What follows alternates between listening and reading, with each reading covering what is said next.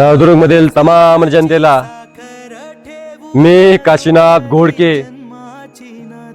सर्वांना माझा सप्रेम जय महाराष्ट्र। अरे विसरलात का मला? विजलो जरी आज मी हा माझा अंत नाही, विजलो जरी आज मी हा माझा अंत नाही, पेटेन उद्या नव्याने हे सामर्थ्य नाशवंत नाही। माझी झोपडी जाळण्याचे केलेत कैक कावे, जळेल माझी झोपडी आग ती ज्वलंत नाही, आग ती ज्वलंत नाही। असे या धगधगत्या विचारांचा सूर्य म्हणजे काशीनाथ घोडके। अशा या स्वर्गवासी काशीनाथ घोडके आणि स्वर्गवासी राजकुमार डुकरे यांना प्रथमतः विनम्र अभिवादन करून आज या नळदुर्गच्या नगरीमध्ये आपणा सर्वांना मी माझे दोन शब्द आणि दोन गोष्टीचे महत्व आपणा सर्वांसमोर मांडणार आहे। गेल्या अनेक वर्षापासून आपण बघतोय की नळदुर्गचा विकास झाला पाहिजे, नळदुर्गचा परिसर स्वच्छ झाला पाहिजे, नळदुर्गकरांच्या मागण्या मान्य झाल्या पाहिजेत आणि नळदुर्गकरांना सुजलाम सुफलाम करण्याचं स्वप्न स्वर्गवासी काशीनाथ घोडके यांच्या स्वरूपामध्ये बघितलं होतं।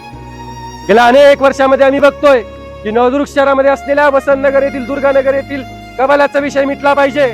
अरे गेल्या वेळेस अनेक जणांना कबाल्याच्या विषयावरती निवडणूक ही बहुमताने निवडून दिली गेली होती, परंतु या सत्ताधाऱ्यांनी फक्त आणि फक्त आश्वासने दिले आणि वसंतनगर, इंदिरानगर, दुर्गानगर येथील प्रभागांना कुठल्याही प्रकारचा कबाला न देता या लोकांना प्रधानमंत्री आवास योजनेपासून वंचित ठेवलं आणि या प्रभागातील जनतेला खोटं बोलून या लोकांची फसवणूक केली।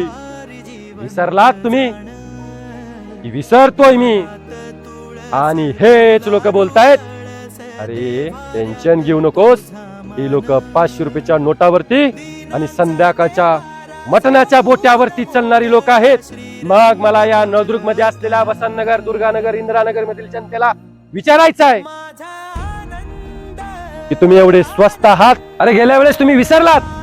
गेल्या 30 वर्षापूर्वी स्वर्गवासी काशीनाथ घोडके, राजकुमार डुकरे आणि असे इथे असलेल्या माझ्या नळदुर्ग मधल्या तमाम नळदुर्गवासियांचं एक स्वप्न होतं की नळदुर्ग हा तालुका व्हायला हवा, अशी मागणी समस्त नळदुर्गकरांची होती। परंतु याच लोकांनी काशीनाथ घोडके यांचं राजकारण केलं आणि काशीनाथ घोडके यांना संपूर्ण नष्ट करण्याचं पाप या लोकांनी केलं आणि नळदुर्गकरांना तालुका होण्यापासून वंचित केलं। स्वतःच्या स्वार्थासाठी, स्वतःच्या राजकीय पोळीसाठी जर अशा प्रकारचं राजकारण करून स्वर्गवासी काशीनाथ घोडके यांना संपवलं असेल तर मग मला तुम्हाला तर विचारायचं आहे की गेल्या 25 वर्षात इथल्या प्रस्थापितांनी नळदुर्ग तालुका का केला नाही? जर या नळदुर्गकरांना आश्वासन देणं यांना एवढं सोपं होत असेल तर मग या आश्वासनाची पूर्तता हे लोक का करू शकले नाहीत? हा माझा या व्यासपीठावरूनचा तुम्हाला प्रश्न आहे। अरे 100 वर्ष शिळी म्हणून जगण्यापेक्षा एक दिवस वाघ म्हणून जगा। अरे ओ तरुणा, जागा हो, नळदुर्गच्या विकासाचा धागा हो। हा विकासात्मक धोरण तुमच्या डोळ्यासमोर ठेवून आपल्याला ही निवडणूक मोठ्या आशेने आणि मोठ्या उद्देशाने डोळ्यासमोर ठेवून कामाला लागायचं आहे। अरे नळदुर्ग मधल्या अनेक विषयांमध्ये आपल्याला लक्ष घालायचं आहे। तुम्हाला गेल्या वेळेस आठवतंय की नळदुर्ग मध्ये सर्वात महत्वाचा विषय होता की नळदुर्ग हा विकासात्मक धोरणांचा पाया आहे। इथे असलेल्या अनेक विषयांवरती आपल्याला लक्ष घालून काम करायचं आहे। गेल्या वेळेस तुम्ही बघितलात की नळदुर्ग मध्ये अनेक तरुण बेरोजगार आहेत। इथल्या तरुणांना कुठल्याही प्रकारच्या रोजगाराच्या संध्या उपलब्ध नाहीयेत। या तरुणांच्या हातामध्ये फक्त काट्या कुऱ्हाड्या आणि धर्माची पुस्तके दिली जातात, परंतु विकासाचा आणि शिक्षणाचा धागा आणि त्याची असलेली प्रेरणास्थान शिकवली जात नाहीत। म्हणून माझ्या नळदुर्गकरांचा सर्वात मोठा भक्कम आणि आधार असलेला युवक आज बेरोजगारीच्या नादात गुन्हेगारी क्षेत्रामध्ये अग्रस्थानी आहे। मग मला विचारायचं या प्रस्थापितांना, हाच का तुमचा विकास? अरे ज्या युवकांच्या हातामध्ये पुस्तक असायला पाहिजे होती त्या युवकांच्या हातामध्ये आज तलवारी आहेत। ज्या लोकांना विकासाचे धडे आणि विकासात्मक धोरणांचा पाया रचायला शिकवायला पाहिजे होतं त्या तरुणांना दंगलीचे धडे शिकवले जात असतील तर मग मला या लोकांना विचारायचं आहे की नेमकं तुमचं उद्दिष्ट काय आणि नळदुर्ग शहराच्या विकासासाठी तुमचं योगदान काय? अरे या महाराष्ट्र राज्याचे परिवहन मंत्री तथा धाराशिव जिल्ह्याचे कर्तव्यदक्ष पालकमंत्री सन्माननीय श्री प्रतापजी सरनाईक साहेब धाराशिव जिल्ह्यामधील नळदुर्ग शहरासाठी दौऱ्यावरती आले असताना त्यांनी या नळदुर्गकरांवरती प्रश्न उपस्थित केला. अरे काय ही तुझ्या गावाची स्वच्छता, अरे काय तुझ्या गावामध्ये असलेली दुर्गंधी, अरे काय तुझ्या गावाचा हा भुईकोट किल्ला, आणि काय या गावाजवळ तयार झालेली अस्वच्छता, अरे काय तुझा नळदुर्ग आणि काय तुझा हा विकास. मला अभिमान नळदुर्गकरांचा, परंतु साहेबांचे 2 शब्द ऐकताच माझं मन सुन्न झालं. अरे हाच का तो नळदुर्गचा विकास, अरे हाच का तो नळदुर्गचा विकास गेल्या 60 वर्षापासून प्रस्थापितांनी लुटून खाल्ला. अरे ज्या नळदुर्गकरांसाठी 1,50,00,000चा निधी घनकचरा व्यवस्थापनासाठी दरवर्षी तयार केला जातो, शासनामार्फत उपलब्ध केला जातो, त्या नगर विकास त्या स्वच्छतेसाठी येणारा निधी नेमकं कोणाच्या घशात जातो हा प्रश्न सर्वसामान्य जनतेला नक्कीच पडायला भाग पडतोय.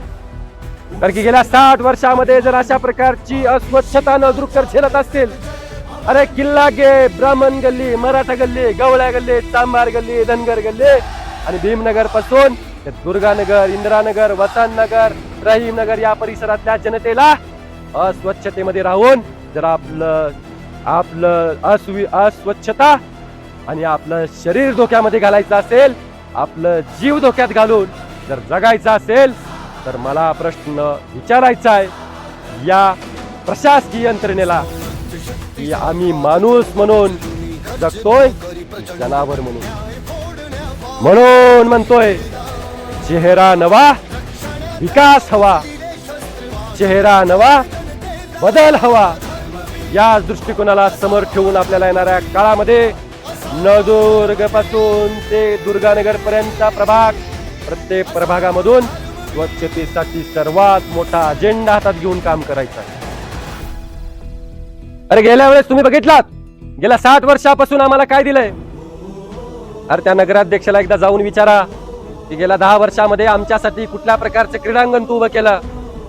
अरे ज्या विषयावरती आम्ही तुला निवडून दिलं, या नळदुर्ग मध्ये असलेल्या युवकांना आज खेळण्यासाठी कुठल्याही प्रकारचं क्रीडांगण उपलब्ध केलं जात नाही. आणि तुम्हाला सांगायचं आहे की ज्या लोकांनी आमचं राजकारण केलं, त्या राजकारण्यांना त्यांची जागा दाखवल्याशिवाय आपण देखील शांत राहायचं नाही, एवढं मात्र नक्की. या नळदुर्ग मध्ये 10वी पर्यंतचं शिक्षण उत्तम आहे, परंतु 10वी झाल्यानंतर 11वी 12वी ते ग्रॅज्युएट करणाऱ्या विद्यार्थ्यांसाठी कुठल्याही प्रकारचं प्रशिक्षण केंद्र, MPSCच्या स्पर्धा परीक्षा केंद्राची का उभारणी करण्यात आली नाही. अरे ज्या तरुणांना इथे परीक्षा केंद्र उभारण्या करण्यासाठी सहकार्य मिळत नसेल, त्या युवकांना इथलं शासन डावलून, त्या लोकांना त्यांच्या नरड्यावरती पाय ठेवून इथली शासन